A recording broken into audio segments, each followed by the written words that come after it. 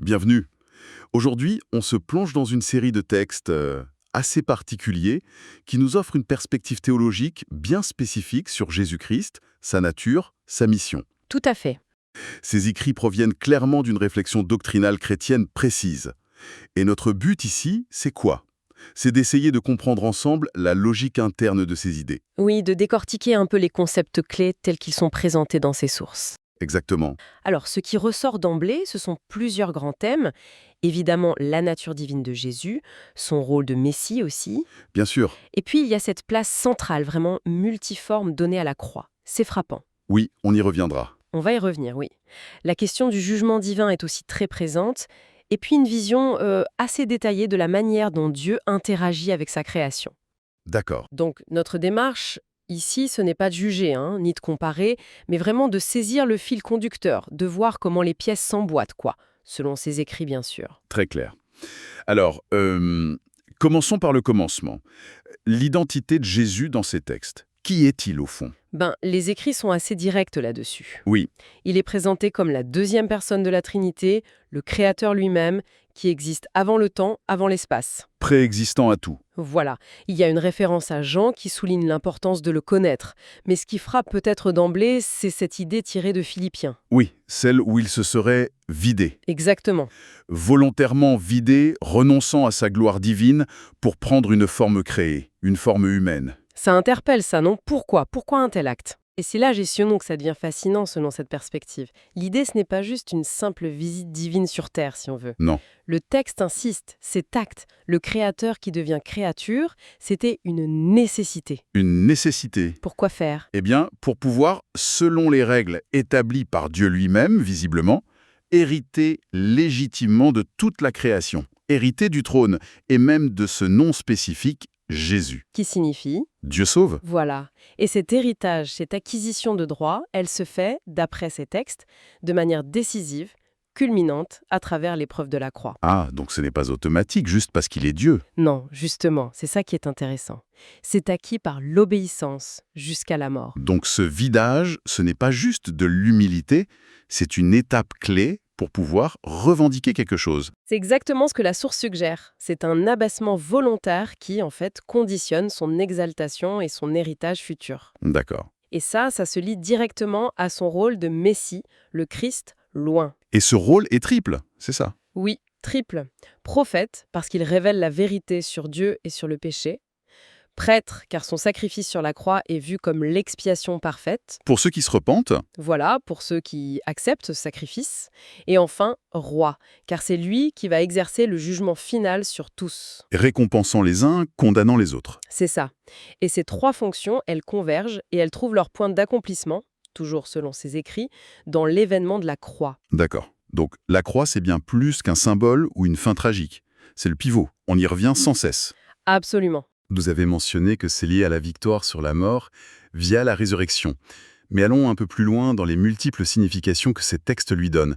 Ce n'est pas juste une chose, c'est complexe. Oui, c'est comme un prisme en fait. Ça révèle plusieurs facettes de Dieu et de son plan, toujours dans la perspective de ces textes bien sûr. Alors, quelles sont ces facettes? D'abord, et c'est sans doute le plus connu, la croix est présentée comme la preuve ultime, indéniable, de l'amour de Dieu. L'amour. Oui.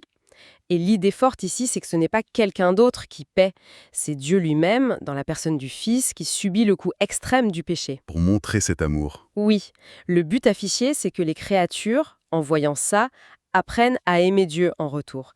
Pas par contrainte, mais par reconnaissance, Un amour démontré par le prix payé.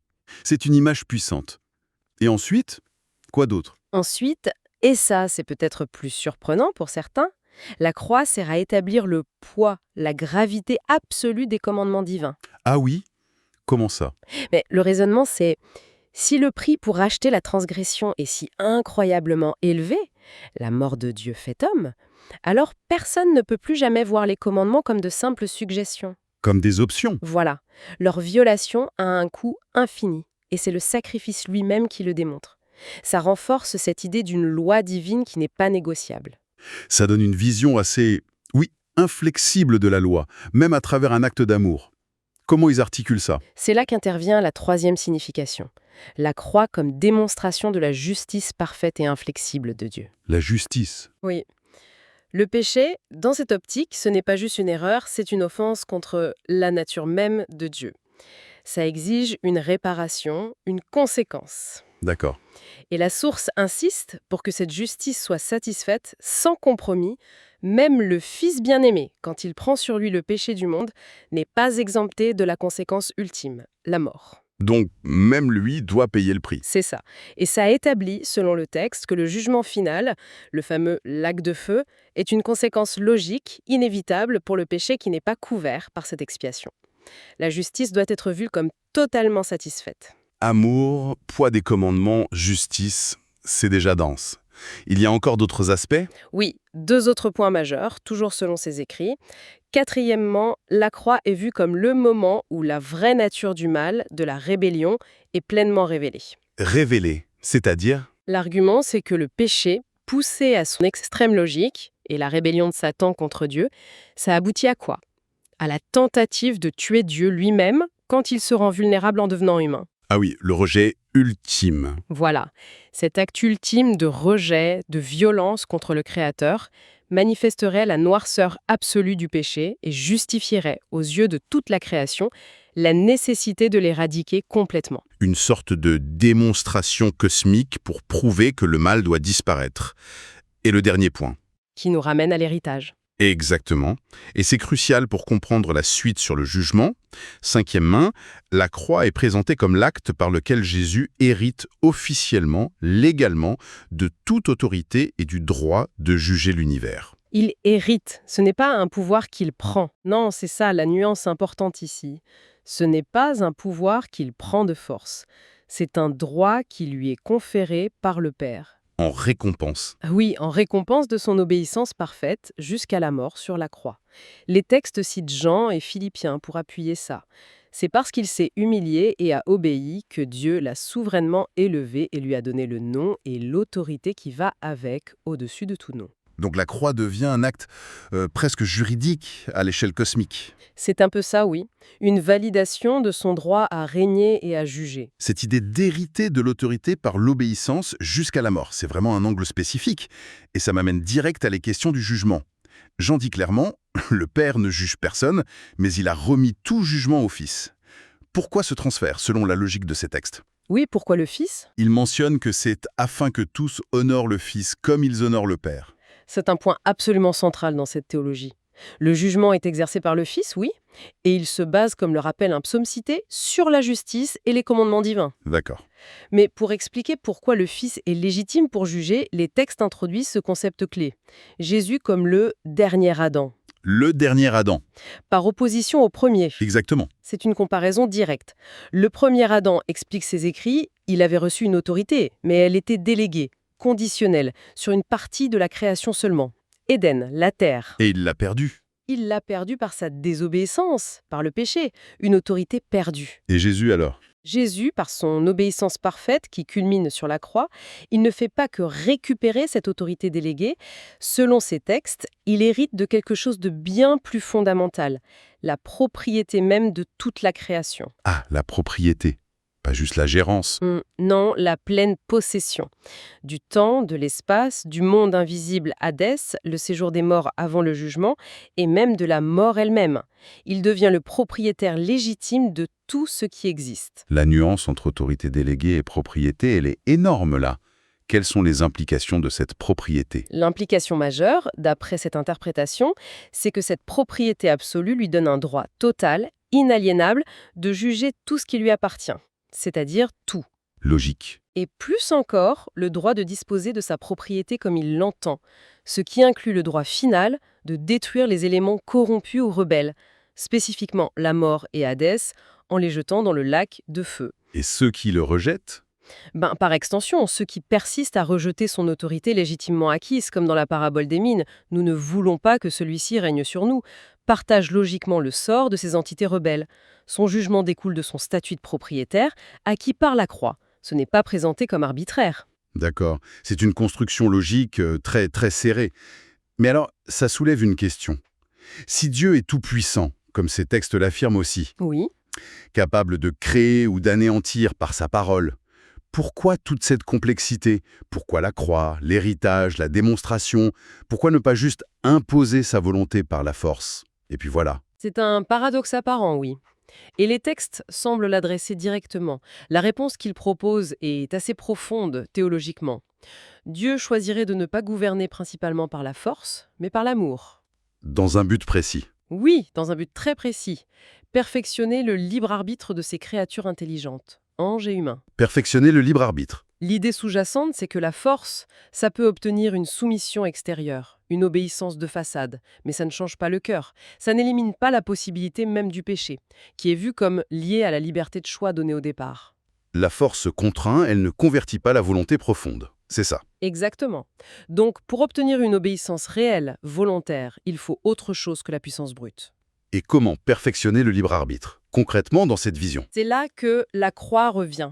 Encore une fois, c'est l'outil principal. Elle est présentée comme l'acte d'amour et de sacrifice ultime, conçu pour toucher le cœur des créatures. Pour les amener à choisir librement. Oui, à choisir librement d'aimer Dieu et de lui obéir, non par peur, non par contrainte, mais par une adhésion volontaire, née de la gratitude, de la reconnaissance de cet amour. Le but est d'arriver à une création où les êtres choisissent le bien de manière stable, définitive. Parce qu'ils ont compris et intégré cet amour manifesté en Christ. C'est ça. Et ce processus de perfectionnement par l'amour, ça prend du temps et ça respecte la liberté des créatures. Et c'est seulement après ce processus que le règne de Christ devient pleinement effectif. C'est ce que suggère la séquence dans Philippiens 2, souvent citée. Jésus s'abaisse, il obéit jusqu'à la mort sur la croix, puis Dieu l'exalte. Mais la reconnaissance universelle de sa seigneurie, toute langue confesse, ça semble être l'aboutissement d'un processus. Où son amour et sa justice ont été manifestés et, pour certains, acceptés. Voilà. Le règne final s'établit sur ceux qui ont été perfectionnés par cette réponse à l'amour, pas sur une base de pure coercition initiale. La force, elle intervient pour le jugement final, de ceux qui rejettent cet amour et cette autorité. C'est une vision très axée sur la transformation intérieure par l'amour, finalement, malgré la rigueur de la justice. Mais les textes ne s'arrêtent pas à Jésus, n'est-ce pas? Ils semblent indiquer que ceux qui le suivent, les croyants, ont aussi un rôle. Ils ne sont pas juste sauvés pour regarder. Explicitement que ceux qui vaincront, C'est-à-dire ceux qui persévèrent. oui, ceux qui persévèrent dans la foi et l'obéissance jusqu'au bout, ils recevront l'autorité de régner avec Christ et de participer activement au jugement. Ah oui, il y a des passages précis là-dessus. Oui, plusieurs sont évoqués. En Apocalypse, la promesse au vainqueur de s'asseoir avec Christ sur son trône. Ou dans les évangiles, quand Jésus dit aux apôtres qu'ils jugeront les tribus d'Israël.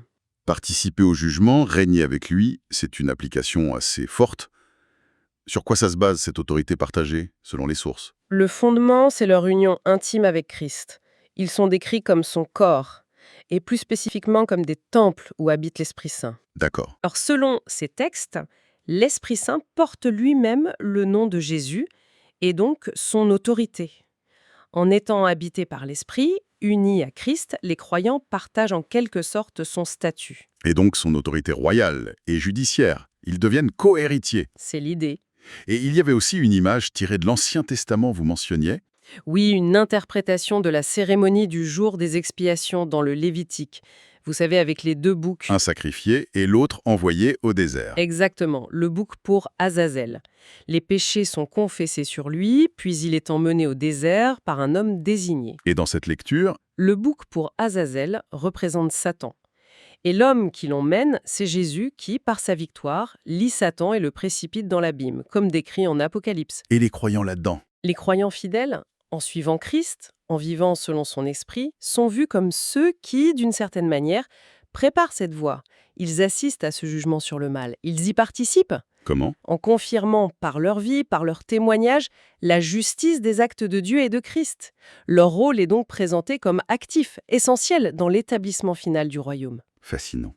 Bon, si on essaie de synthétiser un peu les grandes lignes de cette exploration de ces textes très spécifiques, quels seraient les points vraiment saillants à retenir? Alors, Il y a cette idée de départ, Jésus, créateur divin, qui devient créature par nécessité pour hériter légitimement. oui, ça c'est la base. Ensuite, la croix. qui est bien plus qu'un sacrifice. C'est un acte fondateur, aux multiples dimensions, preuve d'amour, confirmation de la loi, satisfaction de la justice, révélation du mal. Et surtout, l'acte juridique qui confère l'autorité et le droit de juger. Faut pas oublier ça. Exact. Et puis il faut ajouter cette stratégie divine qui privilégie l'amour sur la force brute. Pour perfectionner le libre arbitre, obtenir une adhésion volontaire, C'est ça. plutôt que de simplement contraindre. Et enfin, cette vision des croyants, non pas comme de simples spectateurs sauvés, mais comme des participants actifs. Au règne et au jugement à venir, en vertu de leur union avec Christ et de l'Esprit. Exactement. Tous ces éléments sont présentés comme étant liés, dans une seule et même trame narrative. Une trame complexe, c'est sûr, mais cohérente à l'intérieur de sa propre logique. Tout à fait. Et ça nous amène peut-être à une dernière pensée, pour la réflexion qui émerge un peu de tout ça. Ah oui, laquelle? Ces textes insistent beaucoup sur le fait que Jésus hérite de l'autorité, qu'il confirme son statut, qu'il démontre l'amour et la justice de Dieu. Tout ça à travers des événements concrets. La croix, la résurrection. Oui, des événements qui se déroulent dans la création et pour la création. Il est même dit que c'est fait pour que les créatures comprennent, pour qu'elles n'aient aucun doute, pour que l'adversaire, Satan, n'ait plus rien à accuser. Qu'est-ce que ça sous-entend de plus profond, ça? Eh bien, ça soulève une question assez intrigante sur la relation entre le plan divin éternel et la perception, la compréhension des créatures. On dirait presque, d'après cette lecture, que les actions et les statuts divins eux-mêmes ont besoin d'être en quelque sorte validés. Rendu manifeste et compréhensible. Oui, au sein du temps et de l'espace, à travers des événements comme la croix, pour avoir leur plein effet sur la création. Pourquoi cette insistance sur la démonstration ? Sur la nécessité que les créatures comprennent et reconnaissent la légitimité des actions divines. Qu'est-ce que ça nous dit sur l'importance que Dieu accorderait ? Exactement. L'importance que Dieu, dans cette perspective théologique, accorderait à la conscience et à l'adhésion libre de ses créatures dans le déroulement de son propre plan. C'est une piste de réflexion qui va au-delà de la simple description, je trouve. Ça invite à méditer sur la nature même de l'interaction créateur-créature telle que présentée ici.